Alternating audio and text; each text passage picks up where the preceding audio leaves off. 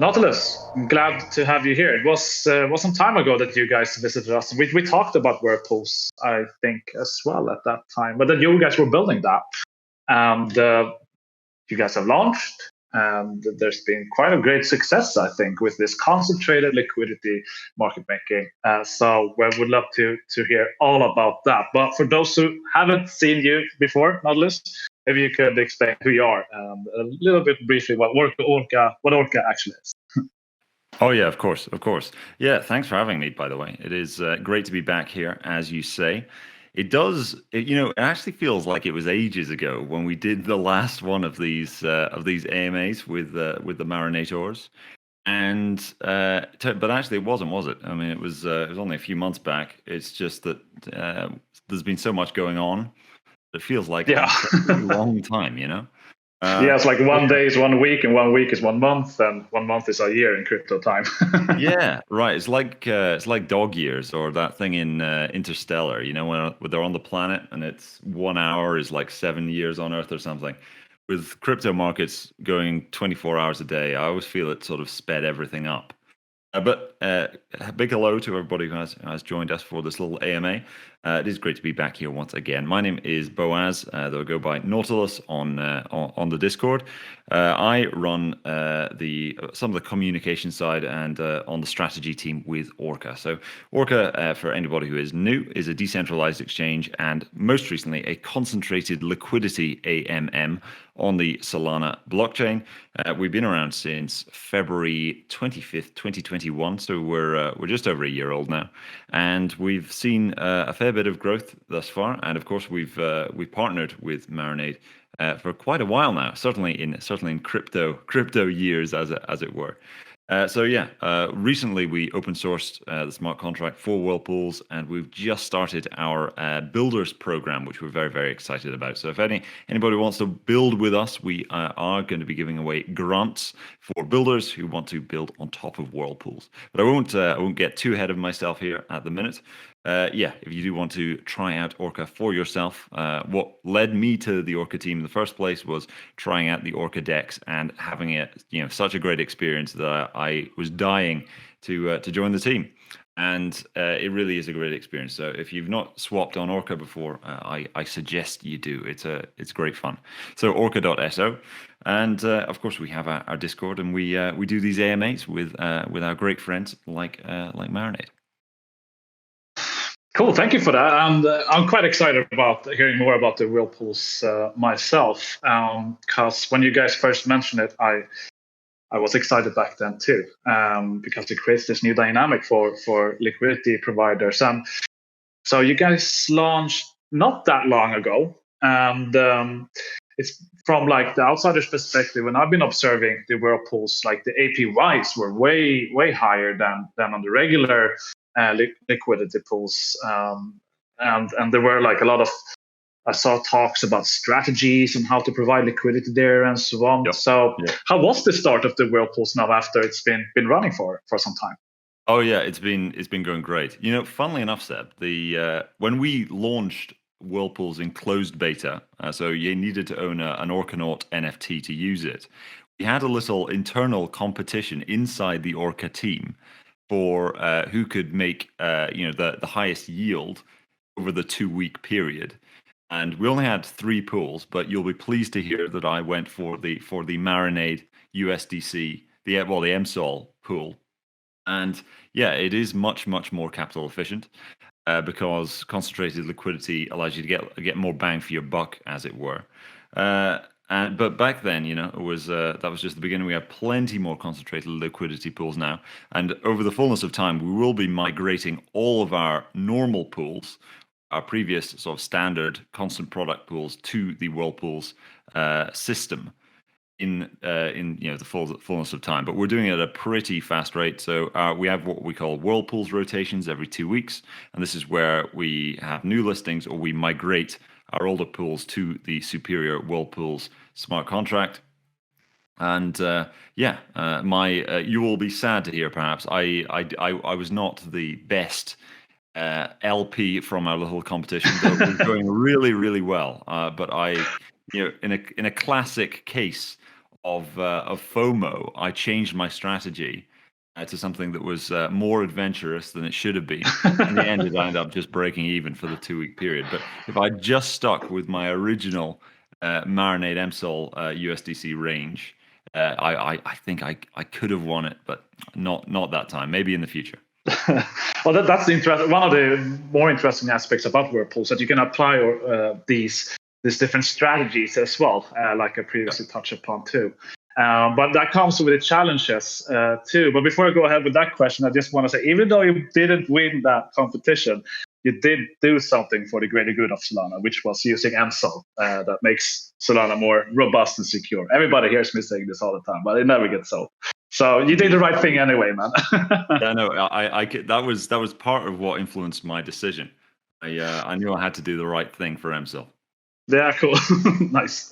Well, if the listeners don't know, like, Orca has a history not only with working on decentralization together with Marinade, but they also have been doing some charitable efforts as well, and taken some proper social responsibilities, which is back in the days. Well, last year, in the end of the summer, was one of the main reasons I chose to use Orca as my DEX at that time, because of the social responsibility that Orca takes. But either way, so regarding the strategies for these Whirlpools, or like this concentrated liquidity automated market making setups, that's a long word, clams. I like the clams better. Oh yeah. So what is the biggest challenges for liquidity providers using Whirlpools then, from your perspective? Yeah. I guess we've gone a bit too ahead of the game for folks listening who might not be familiar with concentrated liquidity in general. Just as a sort of a quick explainer, so most AMMs today are still using a what's called a constant product pool. This is the classic Uniswap V2 system, whereby a liquidity provider provides liquidity for a pair without a given price range. So they're effectively supporting swaps for that pair at any price from 0 to infinity. And while it's quite easy, as I'm sure we all know, to provide liquidity in this manner, and it's quite simple, it's passive, it's sort of fire and forget in a lot of ways, it's not capital efficient. It's in fact incredibly capital inefficient, because you are supporting swaps all along the price curve. So the amount of your liquidity that is actually being used by the market, by people who make swaps, is tiny. It's just this little smidgen in the middle around wherever the market price actually is. So if you imagine if you imagine, for example, it's like one of these massive Cadillacs they get in America, back from the 1960s. They have enormous engines, huge engines. There's 8 liters, 10 liters, and yet they can't go very fast. So it's like you're providing lots and lots of liquidity, but you're not getting the most bang for your buck. The way it works with a concentrated liquidity pool is that a liquidity provider provides liquidity in a very set range, which can be as narrow or as broad, really, as they like, but it allows them to concentrate their liquidity around where they think the market will go, or where they think the market is, and that will allow them to earn way more in yield from that, if they get it right. That's the thing. So with concentrated liquidity, you've got a lot more responsibility as a liquidity provider to make sure that you're right with where the market goes. You need to provide your liquidity in the range the market wants, and in that way, your liquidity will be employed by the market, and you will earn much more in yield from that. So to get as an example of this, if, say, for example, you provided liquidity for, say, MSOL USDC within a price range of from $41 to $70 in Whirlpools, and you are correct, and it stays in that range, then you would earn 7.98 times more in yield than you would on a standard constant product pool on Orca.so. So, and that's just it within that range. You can be much more narrow if you are, you're more risk tolerance, but it allows you to provide more liquidity to the market with less capital, if that makes sense. And in doing so, it's better for the users who are making swaps on our DEX as well, because more liquidity is being provided to them around the market price. So there's less slippage. So it makes everything more efficient with less capital being employed. So, everyone's been looking at TVL. TVL is a very big metric in DeFi. And there's nothing inherently wrong with TVL in general, but it depends how that value bit that is locked is being used. Because if the liquidity can't be provided to market or isn't being provided to market, then it's not actually the most efficient system. You may just be looking at a Cadillac with an enormous engine and you assume that it goes really fast, but actually it doesn't go really fast, if that makes sense. So that's the main sort of thrust of it. It forces a lot more discipline on liquidity providers as well, because not only are you're a liquidity provider, but you are at risk of concentrated impermanent loss, which is graver, more extreme than regular impermanent loss. But in the same way, that makes markets more efficient, because liquidity providers need to be a lot shrewder with how they are providing liquidity rather than just passively supporting trading at any price. So it's like the main difference then, as you mentioned, some of the risk now is that one has to be a little bit more active when looking over one's like liquidity that is provided. Then I suppose, like it's not like set and forget.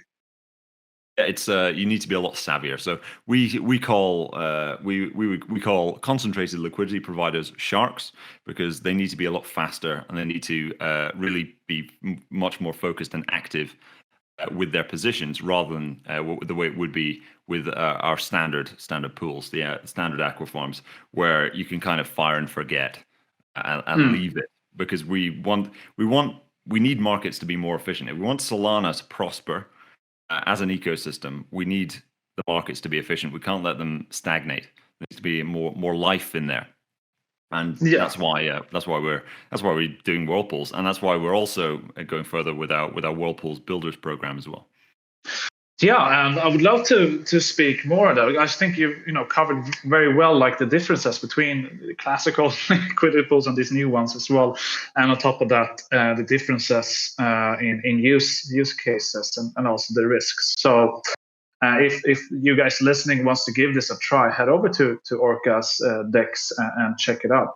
Do it now, and you might have a question to ask Nautilus here in the chat later on. So about the Builders program, I saw that you guys basically open sourced the smart contracts for the Whirlpools, which I found pretty interesting and positive myself. And I suppose the reason you did that was because of this Builders programs, but was there anything else behind that decision as well? Yeah, so we're very open to other people, seeing our work, and we felt that following the successful dual audit of the Whirlpool smart contract by Neo Diamond Kandelski, you can read the reports on our website if you like. Following, once we had approval in that manner from the audit, that we can just go straight ahead and open source it, because ultimately we want to share this with the ecosystem, and we want other projects to build with us and integrate Whirlpools into their apps, so they didn't need to end up building their own decks themselves, or indeed going to a less efficient DEX that isn't using the Whirlpool smart contract. So we're really keen to integrate with our app. So we've recently seen a huge spike in usership after we integrated with Steppen, the lifestyle app, and we've also integrated with Parcel as well. And we're really keen to do that more and more throughout the Solana ecosystem, and give other projects this foundation with concentrated liquidity that allows them to build even more interesting and exciting things in the Solana ecosystem. Nice, cool. Well, giving builders the opportunity to build on top of what you guys are doing is definitely the right move, in my opinion. And I suppose that we'll see maybe something, on the Solana hacker houses. There's quite a lot of them during the year here. So looking forward to see if there's any jive happening there. And like regarding the Whirlpools, like what's the main goal of the program? I know that both you and me touched upon that, but perhaps if you could visualize it, like, are you seeing specific products within Orca or outside Orca, or like what's the goal of the Builders program in that sense? Yeah, so the sky's the limit really with what can be achieved by it. So we have a few ideas for things that we would be interested in. We have a few ideas of things that we think would be nice for somebody to build. But really, it's we're open to anything that helps. It brings Whirlpools to a wider range of users, and or it improves yields for LPs, or it improves lack of slippage through our deck. So within those parameters, we're interested in working with builders, and they can be an established project. They may already have their own application that they're working on, or they could be completely new. In order to help build that out. So we're giving out grants, which will be in up to $200,000 worth of Orca to these teams. And we're doing that a lot at the hackathons, but you don't need to be physically located at some of these hackathons. If you're just interested, we have a Discord channel for it, in order to help them build that out. So we have a few ideas for things that would be cool if somebody wanted to build that. But if you sort of meet those two principles of broadening usership of Whirlpools or improving yields for LPs or rates for swaps, then we're definitely interested in working with you on that. So that's the main thrust of it. The sky is the limit, because there are a lot of things which people could come up with which we haven't even conceived of yet. But if you come to us with a really cool idea, then we'd be very interested in funding that. So about the funding there, I saw there's some substantial amount of Orca tokens involved in this kind of program you guys have. There's some grants. Yes. Would you mind elaborating a little bit more on because there's two sets of it. There's a smaller range and then there's a larger range, I think, right? Yeah, that's correct. That's correct. So in the form of grants that we're interested in giving out.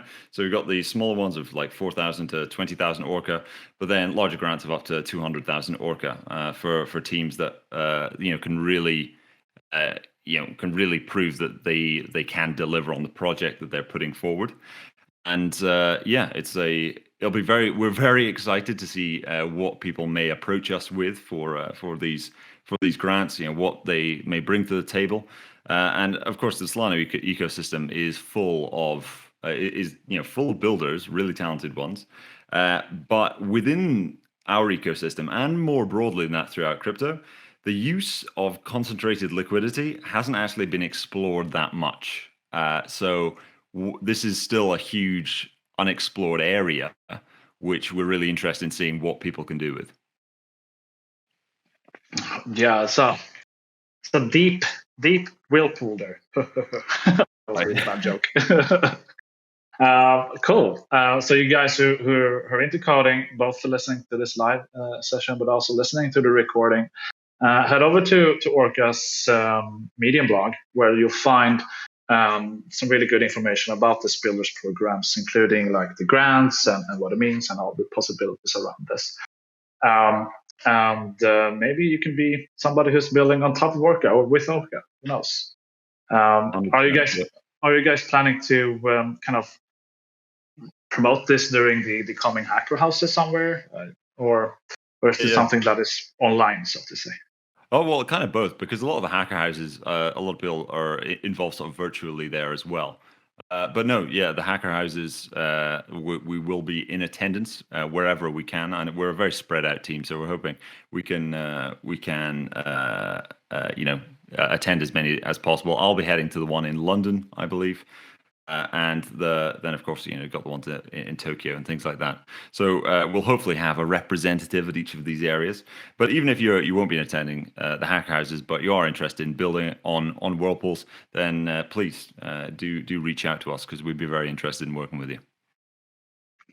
Well, you heard it, guys. And I have another question regarding the Whirlpool and its users. And that is like the liquidity providers who were providing liquidity to the kind of, let's say, the regular pools, the regular automated marketing pools.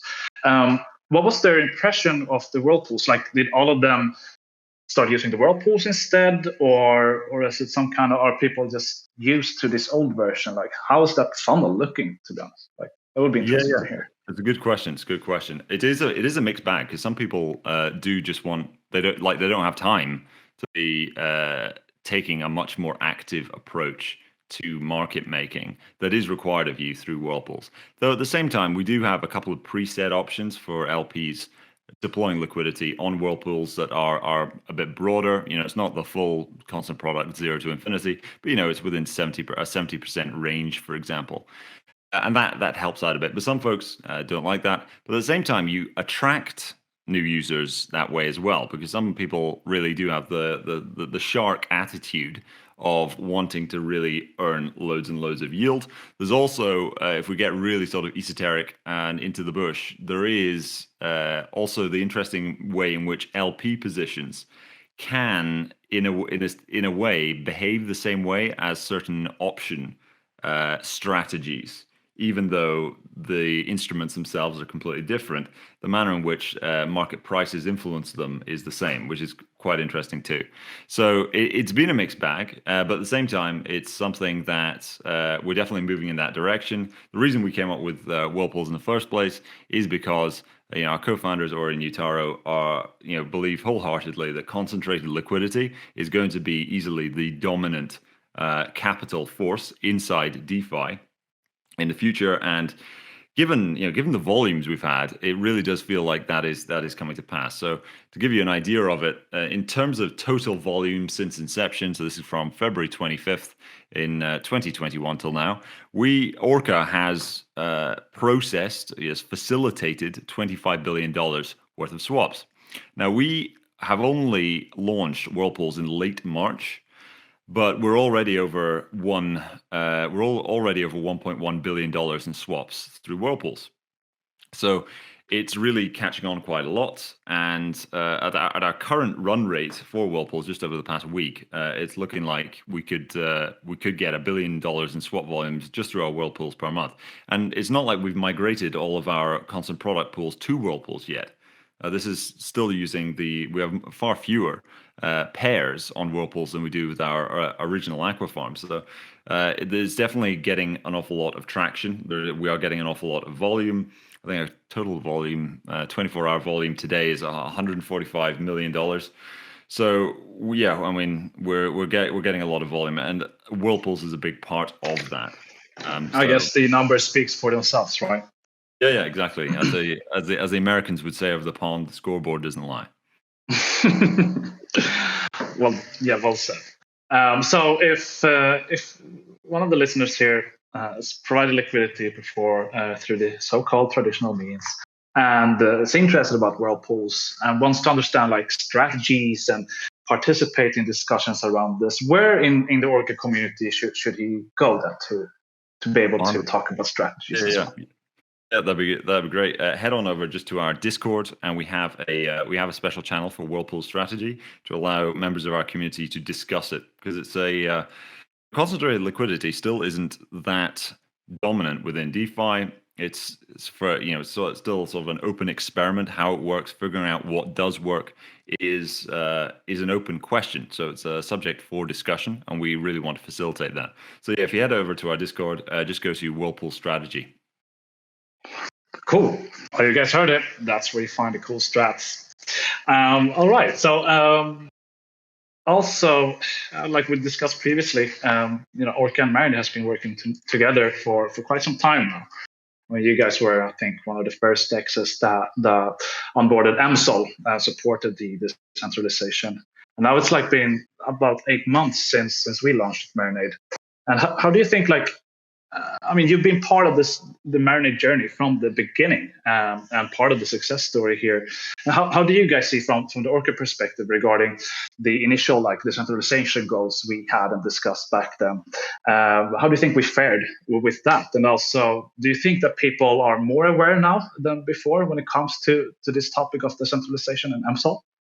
Oh yeah, certainly. Yeah, I would agree with all of that. I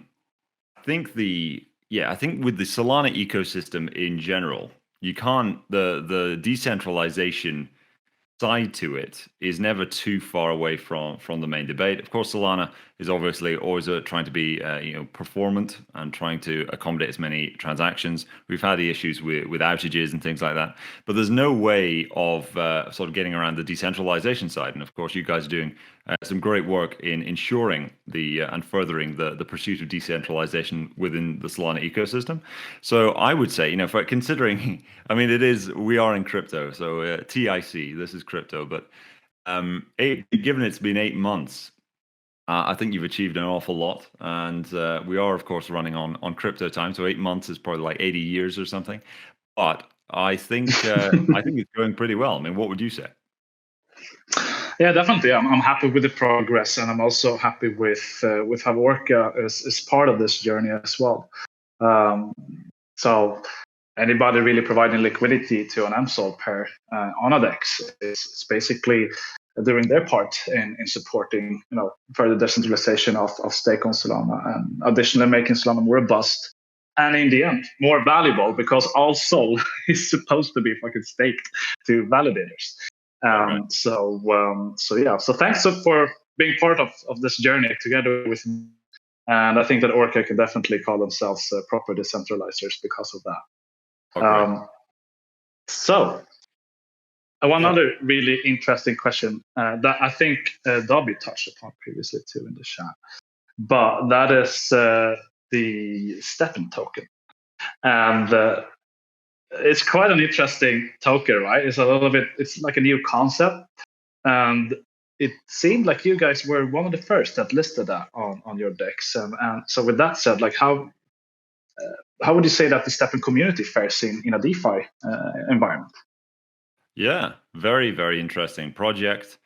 We listed GST and GMT a while back, but it wasn't too long after they were listed that swaps, like the volumes, just really started exploding, and you could really tell that something's going on over there, because of course they're based out in Asia, and we didn't receive, there wasn't a huge amount that would be on sort of the English speaking Twitter side. There wasn't that much discussion about it, but over there, of course, it was a completely different story, and it's very, very popular indeed.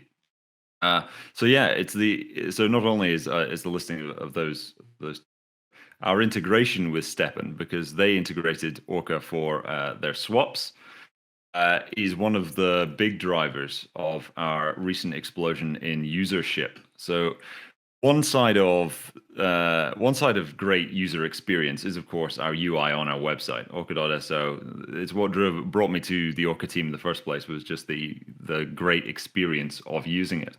There's another side of user experience that doesn't get so much. It doesn't get so much light, and that is, of course, because the number of users for this aspect isn't that high. But that's the SDK, so the software development kit for Orca, is very, very well built. It's thanks to our great engineering team that it is as stable, as balanced, and as easy to operate with. That we have it this way, and the SDK, as it's very, very easy to use in that manner, makes it very easy to integrate Orca and Whirlpools with other projects. So that's why that's one of the reasons why STEPN has integrated Orca there. And there's an interesting angle cool. too. I didn't know that at all. Yeah. So that's been a great success. That's one of the big drivers in our user base, and something we want to keep on doing with other projects. And that's part of the reason with the Builders program itself. But yeah, in terms of our daily active users, this is if you take a look at unique Solana addresses that are making fewer than 20 successful transactions through Orca a day. I mean, we're looking at 145,000 addresses. So it's a lot of that are people who don't actually know they're using Orca, because they're using STEPN. Okay. Also, I had no idea about that integration. That's really interesting to hear. So, like, one interesting perspective of this that I thought about myself, because I obviously saw the data and the statistics of the volume connected to those tokens from STEPN, and I was like, all of that represents sweat and Right. kilometers, which is quite Right. funny when you think about it.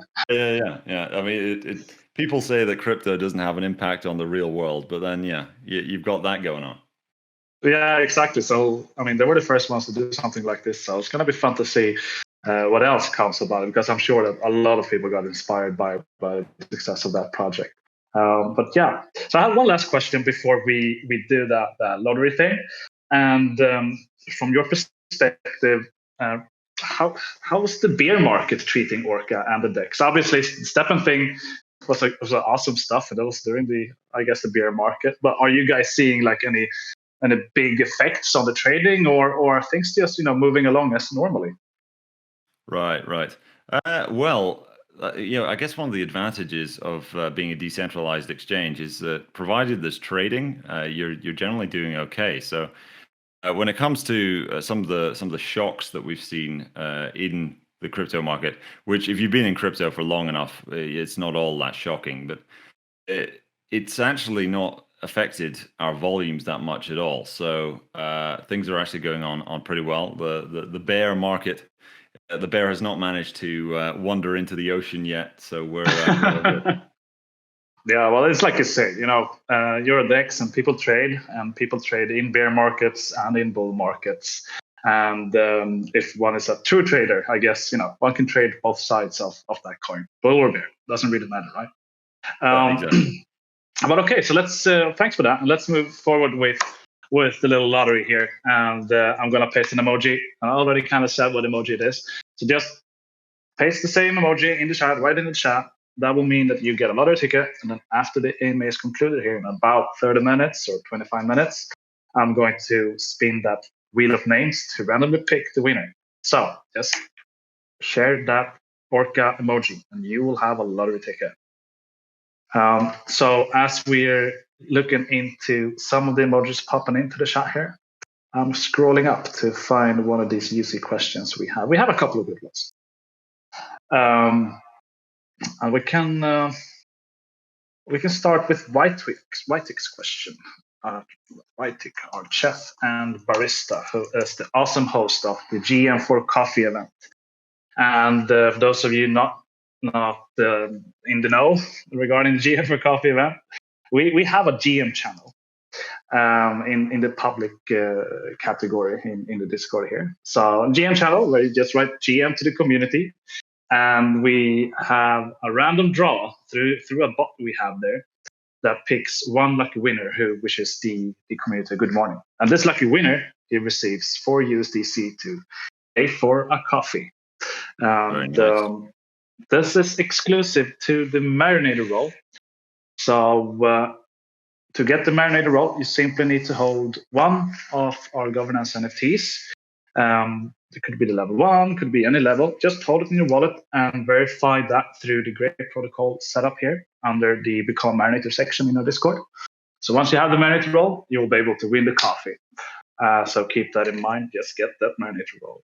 And before we drop the question, I also want to remind everybody about the validator gouges. This is something entirely new at least on Solana, but I think in the overall crypto space when it comes to ways of dealing with proof of stake chains. So 10% of the total stake that Marinade has is now going to the so-called validator gouges. And the validator gouges means that you could utilize the Marinade token locked up, obviously, in one of our governance NFTs, the Chef NFTs. So with the locked up Marinade tokens, you can now vote to send stake to a specific validator that you want to support. So check that out. You will find more information on our website, the validator gouges.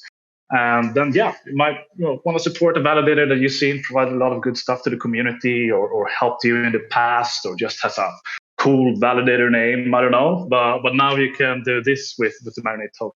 And there's other cool stuff being talked about regarding the utility of the Marinade token. And you'll find those discussions either in our Discord, obviously, but also on our forum.marinade.finance. So with that said, I was just going to ask, Seb, are there any plans for how the validators are going to advertise to get users to pledge allegiance to them specifically? That's a very good question. And we'll see how it plays out, to be honest. This is so new. It's new territory for Marinade and new territory for Solana. And I think new territory for any proof of stake chain that has stake pools. It's new and unique. And I suppose like my thoughts is that those validators that are providing value to the Marinade community are the ones that has the highest chance of getting people to support them, so to say. And there's already plenty of them active in the validator chat. So also, if you want to participate in the validator chat, perhaps you're a validator, perhaps you're about to set up a validator, you could just go to the pick a role channel and the information category here, pick the validator role, and then you will be able to participate in the validator chats there. There's some really cool people there. So keep that in mind. You will find some good alpha. Just ask. We have plenty of active validators there and also chefs doing their best. So anyway, I could talk for ages about this gotchas. Like this is something that intrigues me a lot. It's really interesting. But yeah, so we'll see how it plays out. But I'm super positive. So let's go with the first question then. And that was from Vitek, our barista and GM for Coffee Host. So it says as follows. Last time we had friends from Orca, there were Whirlpool plans, which is great stuff. Obviously, we talked today. But is there any other interesting products being planned from the Orca perspective? Right. So like the Whirlpool's Builders program is kind of our opportunity for anyone who wants to work with us to do so. So we have a few ideas for what we'd like folks to build if they do want to get a grant from us. But at the same time, we're really excited to see what new things both people in and out of our community will come up with for developers to build. So the rolling that out is our current sort of short term what we're really focusing on. And we do have if you see the Medium post that Seb posted in the AMA channel. We do have a few ideas for what would be cool, but I think the most exciting thing is that we don't know. Like there are things that we can't even have conceived of yet, which I think teams will propose and will be like, this is a fantastic idea. Here you go, go develop it. So that's that's my answer. It's probably not exactly the answer that Vitek was after, but I think that'd be my the main idea is that we're handing the baton on to the Solana community in general. Cool. It can take any direction. Exactly. It can be some mutated whirlpools with some new kind of fitness app to it. Perhaps, who knows? Okay, cool. So let's take the second question then. And this is from K2SE or K2SE. Yeah, I think that's the way to say your name. By the way, Nautilus, I shared links to the questions in the chat in case I read it in a bad way, which I sometimes do. So the question is as follows. What has been your experience with implementing Orca NFTs? What is their utility? And do you have any suggestions how we might add to the utility of Marinade's NFTs? Right. Yeah. Good question. So with the Orca NFTs in general, our Orcanauts, and we have the Orcanautical community who are the very, very, very passionate, very supportive of the Orca brand in general. In terms of implementing them, I'm not sure exactly what K2SE is referring to, but in our experience, the whole point with the Orcanauts was a manner in which we could create a nice, cool NFT project. We didn't take any mint revenue from it. A quarter went to the artist, and the rest, which came to about 920,000 USDC, is going to Aflatun International to develop a financial literacy program with a bit of DeFi in there too. Very excited about that. That's coming along at its own pace as well. They've recently hired a new consultant to help them develop that curriculum. But that was the rollout itself. When it comes to actually using the NFTs, we have had some very interesting stuff from the Pixelnaut team where they made some games where you can play with your Orcanaut. And of course, for the Whirlpool's beta, it was closed to everyone who didn't have an Orcanaut NFT. So that we found that as a very interesting interesting way of running that. It's not something I'd encountered before, using NFT as a sort of a passport holder for getting the next version of the product, and that went really well. So, and we when we first came out with Orca NFTs, we're not the idea is for folks who want to engage a bit more deeply with the Orca brand. Right, it's not all about we're going to devote all of our time to trying to pump the value of our NFTs. This is for people who really like Orca, and they want to own a little piece of part of our history. But they are very dearly appreciated members of our community, and we will continue to do things like with trying out new aspects of Orca before anybody else. So that would be my in terms of general recommendations for the Marinade NFTs. I would say NFTs don't have to be the be all and end all of everything, and to make it quite clear to everybody who is using them exactly what how they should be thinking of them, how they should be treated them. I thought the Marinade NFTs themselves, very very interesting idea, the way it works with the how you can actually use them. I thought that was very cool, and I'm interested to see how that changes over time. So the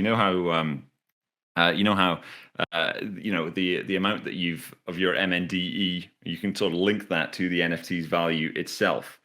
That I found that very very interesting. So I'm watching appreciatively from the Orca side at how the Marinade NFT project develops. Seb, what's your thoughts on how Marinade NFTs are coming on? I think they're cool, they're cute, and they have an actual use. That's my how I would compile it. But like you mentioned, there's this M&D locked to each NFT. M&D, like the Marinade token, obviously. So there's some really cool arbitrage opportunities sometimes on the secondary market, such as Magic Eden or Solcy, where I saw there was one person who bought, what was it? He bought like an NFT, a Marinade Chef NFT for like 5 Sol, but it was actually worth 10 Sol because of that underlying amount of Marinade tokens in it. So it's a pretty cool aspect of it, the arbitrage opportunities. Right. But anyway, let's move forward to the next question. And thanks for that answer. And I can also say that I have one of those NFTs myself. So I see that as like part of my art collection. Maybe I'll use that in a virtual world or metaverse in the future and show everybody off that I was part of the journey, the Orca journey since early. Okay, so the question number 3 is from Dobby, a fellow Marinator. And it is as follows. What is the grand vision for Orca DAO? How do you plan to encourage token holders to participate and contribute? Yeah, very, very big question as well, because of course, it was funny. I was speaking on another AMA with another staked Sol project, which will go unnamed, where we were talking about governance and governance attacks, and the manner in which somebody might actually want to attack a protocol by buying loads of their governance tokens and then doing absolutely nothing with them, right? And that's actually as an attack vector that somebody could use against a protocol, is actually to hoard governance tokens and then never vote on anything. So it's very important to be engaged with your community, make sure that people are staying aware of what's going on and they are actually voting on the protocol at the protocol level on what we're doing and things like that. So in terms of the grand vision for it, ultimately, we are a decentralized exchange, and the path towards further and greater decentralization is a very high priority. So when it comes to encouraging token holders to participate and contribute, we definitely just need to stay very engaged with our community and keeping them happy and keeping them abreast of what's going on. Of course, when we're not in a bull market, interest wanes, and that's not something that you want for your voters ultimately, right? You want people to be engaged with your democracy. You want people to be actually paying attention to what's going on. So our plan for keeping people engaged with it is telling them exactly what's going on when we do have governance proposals, and whether or not what the plan actually is, right? How do you make sure that everybody thinks that, okay, we do have actually a plan for greater decentralization, and we do have a plan for, so like in this case, where we had the bug bounty with ImmuneFi. So as we mentioned earlier, we've open sourced the contract. So anybody who wants to find a bug and can find a bug, well, there's plenty of cash waiting for somebody who can actually do that. But hopefully it won't be found because the contract is perfect and beautiful. But you need the community to be aware, and not only aware but engaged. So it's trying to keep everybody engaged is what the main plan would be, I would say. Cool. So the Orca token is first and foremost a governance token, and it gives the holders or the users of Orca the opportunity to participate in decision making, right? That's right. And can like the community come with proposals as well, or how does that work? Yeah, 100%. So in order to initiate a proposal, you do need to pledge 100,000 tokens, and for it to pass, it needs 500,000 votes, and it's one vote per token. It needs 500,000 to be passed in favor of it, and to beat the counter votes in order for that to pass. So yeah, anyone can, if they have that many tokens, to initiate one, and that's sort of the current structure so far. So we've only done one like major proposal thus far, which was with ImmuneFi for a bug bounty, and it did pass very well. I think it was only 1% of people who didn't want that to occur. And there will be more in future. If you do want to try it out, I thoroughly support people engaging with their protocols and voting on governance matters, especially ones that they feel are important. Cool, nice. Well, you guys heard it. Participate and do governance at Orca, and be part of the journey. Why not? So the next question is from Marius. And you touched upon this previously a little bit, but I just thought it was quite interesting, so I want to highlight this question again. And it is as follows. Are all the old pools going to be migrated to Whirlpools? Yes, that is correct, Marius. That is the plan. So we're already a concentrated liquidity AMM, but we will be totally concentrated liquidity in the future. And we're doing that. We're not doing that at a really aggressive pace. But every Whirlpool rotation, not only will we be listing new pools, but we will be migrating them over to Whirlpools as well. You heard it, Marius. Get ready. You have to get into the Whirlpools strategy chat to prepare yourselves. Exactly. And the next question I found interesting too. It is from Speedy. That would be question number 5, I think. Yes, sir. It is as follows, Nautilus. You ready? Right. Oh, currently there's no protocol fees from Whirlpool. Will this change? Is there no fees? Will there be fees? And what's the strategy? So there are no fees taken for the Orca Treasury. There are still fees taken for the Orca Impact Fund, however. So there are none for the Treasury thus far, but there is for every swap you are making through Orca, you are still helping out with the Orca Impact Fund, with our pledge to protect the environment and help fight climate change there. So whether or not this changes will be a decision for governance, tying back to the earlier question. So if this is what people want, and vote for it, and that's what will change it. There you heard it. And I'm going to circle back to Darby again. I'm going to theme this as 2 questions, Darby. The first one was about the grand vision for the Orca DAO, which Nautilus handled. And the second question of yours is about DAO infrastructure.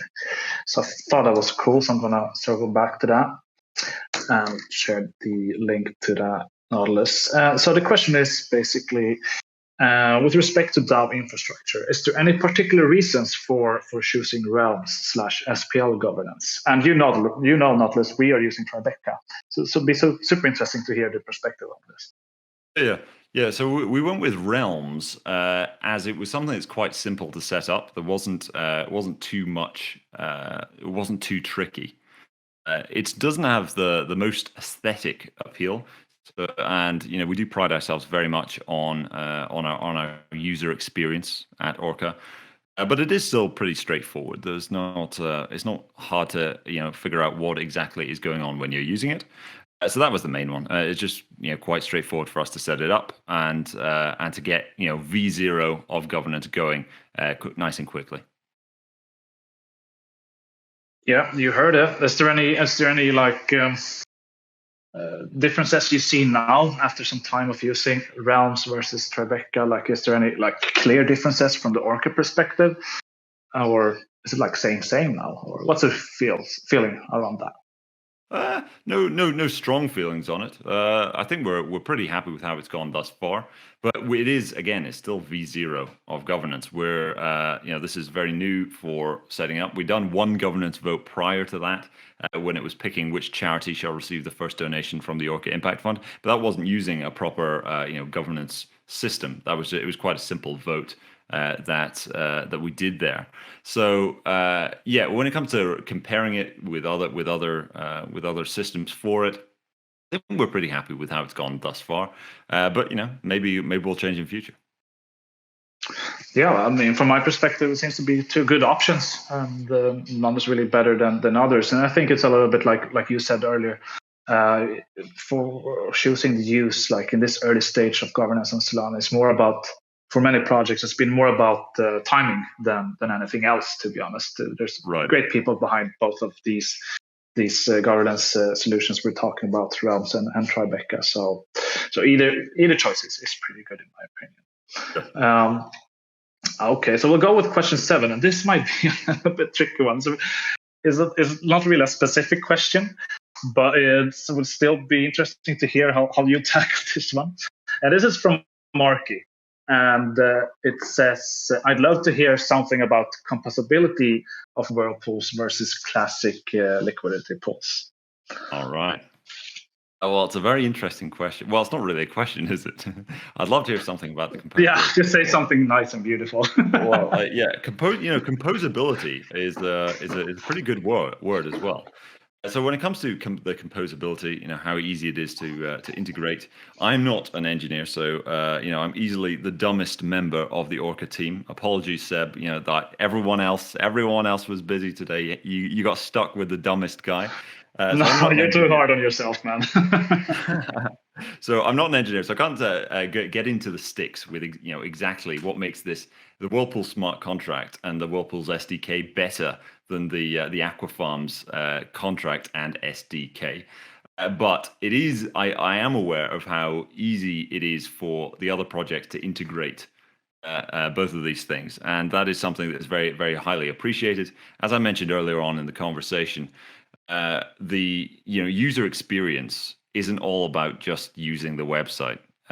When it comes to decentralized finance, when you're talking about the ecosystem that is mounted on top of a blockchain, you want everyone to use your platform. You need them to not only be able to use your website really easily, but to actually interact at the protocol level really easily too. And that's something that we value very, very strongly. So the user experience across the spectrum, something that we're really keen on accomplishing. And I think we have managed to do that thus far. And that's what we're that's why we're so confident with the Whirlpools Builders Program, is because we are very confident that other people are going to want to build on that too, because it's, the composability for Whirlpools is there. And yeah, I think that's that would be how I would answer the question. When it comes to the classic LPs, I did join Orca pretty late last year, so Whirlpools had been in development for quite a while at that point. And a lot of time was spent on it. I'll tell you that. The engineers really did, worked some very, very long hours for a very long time before we were even talking about it publicly. And I think they've done a cracking job with it, because it's already getting so much volume so quickly. So it is delivering for both the LPs and is also delivering for people making swaps. So the liquidity it is bringing to bear is being appreciated by the market. Well, there you heard it. It was not really a specific question, and it's extremely broad topic as well.